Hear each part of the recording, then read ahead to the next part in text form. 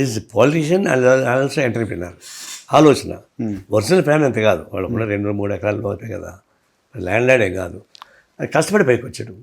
కొంతమంది ఫ్యామిలీ బ్యాక్గ్రౌండ్లో పైకి వచ్చినా ఇతను కష్టపడి పైకి వచ్చాడు. అటు ఒక గ్రూపు ఈయన బాగా సపోర్ట్ చేసింది. ఇప్పుడు మంత్రి అయ్యాడు. మంత్రి అయిన తర్వాత దృష్టిలో పడ్డాడు ఇంకా రాష్ట్రంలో అంతా కూడా. అప్పుడు ఎన్టీ రామారావు కాంటాక్ట్ కూడా అప్పుడే వచ్చింది. ఎన్టీ రామారావు కూతుర్ని ఆయనకి ప్రతిపాదన వచ్చినప్పుడు కూడా ఆయన స్థాయిని బట్టి ఎన్టీ రామారావు ఇవ్వాల్సిన పని లేదు. కానీ అతను పైకి వస్తాడు, పైకి వచ్చే హ్యాబిట్ ఉంది. ఆడ కిరాయి గోపాల్ నాయుడు అని పెద్ద ల్యాండ్ లార్డ్ మా జిల్లాలో. ఓకే. ఆయన కొన్నాళ్ళు మంత్రిగా ఉన్నాడు. ఆయన కూడా సపోర్ట్ చేశాడు. కుర్రాడు యాక్టివ్గా ఉన్నాడు కాబట్టి అట్లాంటి మ్యాలరీ చేసుకుంటే నీ ఆస్తి ఆయనకి అవసరం లేదా అని అట్లా కన్విన్స్ చేశారు. అట్లా మేనేజ్ అయిపోయింది. ఎన్టీ రామారావు అయినా ఆయన కొంచెం ఇంకా జస్ట్ కలిసి వచ్చింది. కానీ రాజకీయాల్ని కమర్షియల్ చేసింది, రాజకీయాల్ని కాస్ట్లీ చేసింది చంద్రబాబు నాయుడు అంటారు, నిజమేనా సార్? అది కరెక్టే పాక్షికంగా. ఎందుకంటే మొత్తం అర్థం చేయలేడు. కానీ అతని ముందర కూడా రాజకీయాల్లో కొంచెం కరప్షన్ డబ్బులు కొంటున్నా కూడా నామినల్గా ఉండేవి. ఎన్టీ రామారావు వచ్చిన తర్వాత జంప్ అయ్యాడు. ఈయన కూడా తర్వాత ఫస్ట్లో ఎన్టీ రామారావుతో పాటు ఈయన రాలే.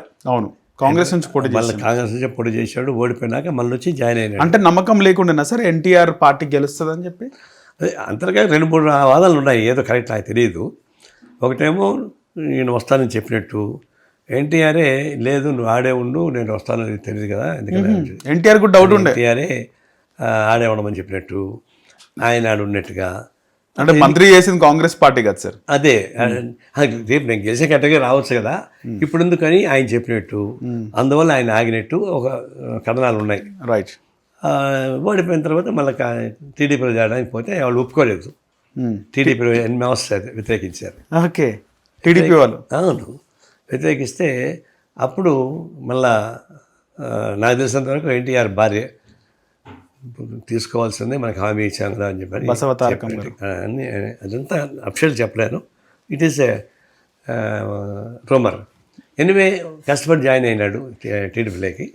జాయిన్ అయిన తర్వాత ఎన్టీ రామారావు దీన్ని కమర్షియల్ చేయలేదు, పాలిటిక్స్ని. ఎన్టీ రామారావు చేయలేదు. ఆయన రాగానే ఒక ఇన్స్టెంట్ రియాక్షన్తో వచ్చాడు. దీనిలో డబ్బులు సంపాదించుకోవాలని రాలేదు, ఆయన నిస్వార్థంగా పనిచేయాలని వచ్చాడు. ఓకే. అందుకే ఏ డెసిషన్ తీసుకున్నా కూడా దానిలో స్వార్థం చూసేవాడు కాదు. ఆయన ఎప్పుడు ప్రో పూర్ ఐడియాస్ ఉండేవాడు, ప్రో పూర్. అందువల్ల ఆయన రాగానే కిలో 2 రూపాయల బియ్యం ఫస్ట్ టైం ఆయనే పెట్టాడు. 2 రూపాయల కిలో ఇంప్లిమెంట్ చేసేది ఆయనే కదా. అవును సార్. కణాల వ్యవస్థ అనేది ఎంత ప్రమాదకరమైన వ్యవస్థ అది. దళారీ దాని జోలికి పోలేరు ఎవరు పోలేరు. అంటే ఎక్కడ ఉంటుంది సార్ దళారీ వ్యవస్థ? ఎందులో ఉండే కరణాలు ప్రతి ఊర్లో కరణాలు ఉంటారు కదా. పాతకాలంలో ఇప్పుడు విలేజ్ మున్సిపల్లో ఉంటారు కదా, అట్లా కరణాలు ఉంటాయి. కరణాల చేతుల్లో అన్ని లిటిగేషన్స్ ఉంటాయి. ల్యాండ్ లిటిగేషన్స్ అంతా కరణాల చేతుల్లో ఉంటాయి. ఓకే. వాడు ఏమైనా తలగిన చేయగలడు. ఈ వాళ్ళ గ్రిప్ ఉంటుంది. అది ప్రతి ఊళ్ళో కారణం ఉంటారు. వాళ్ళే చేయాలి ఆ పని, వాళ్ళే చేయాలి. వాళ్ళు రికమెండ్ చేస్తే మనం తహసీల్దార్ దాకా పోతుంది అది. ఓకే. అట్లాంటి వ్యవస్థని ఒక్క దెబ్బతో రద్దు చేసాడు. డేరింగ్స్ చెప్పేది, డేరింగ్ నిర్ణయం. నిజమే, కర్ణాటక ఎవరు పోలేదు. వాళ్ళు చాలా పవర్ఫుల్ వాళ్ళు. ఓకే. విలేజ్ తిల్లి చేస్తారు వాళ్ళు. కానీ ఒక దెబ్బతో కొట్టి పారేసాడు. అప్పుడు కర్ణాటక సమ్మె చేశారు. అప్పుడు కాంగ్రెస్ పార్టీ సపోర్ట్ చేసింది. ఆయన ఒప్పుకోలేదు. ఆయన నిలబడ్డాడు గట్టిగా. ఆయన పట్టుకుంటే బల్లోకం పట్టే అట్లా దాన్ని చేశాడు. తర్వాత ఒకప్పుడు మండలాలు ఉండేవి కావు, తహసీల్దార్ల ఆఫీస్ ఉండేవి. తాలూకాలు అని ఉండేది, అంతేనా సార్? తాలూకా అంటే మనం ఎవరు పోవాలంటే కష్టం. ఆడ తాలూకాలు ఉన్న వీళ్ళు కలవాలంటే కూడా అంత పెద్దగా ఉండేది. అంటే డిస్టిక్ లాగా ఉంటుండే తాలూకా అంటే హాఫ్ ఆఫ్ ద డిస్ట్రిక్ట్ అనుకున్నా సామాన్యుడు ఎంటర్ అయ్యేటువంటి పరిస్థితి కాదు. ఏదో పాలిటీషియన్ చూసుకుని. Okay okay okay. అప్పుడు సమితులు ఉండేవి. సమితి ప్రెసిడెంట్ కలవాలంటే కూడా అదొక పెద్ద గొప్ప. అవును, సమితి ప్రెసిడెంట్ చేసిన చాలా పవర్ఫుల్ పొలిటీషియన్స్ చెప్తుండే సమితి చాలా పవర్ఫుల్ సమితులు. అట్లాంటి వ్యవస్థ నుంచి ప్రజల దగ్గర పాలనని మండలాల వ్యవస్థ పెట్టాడు.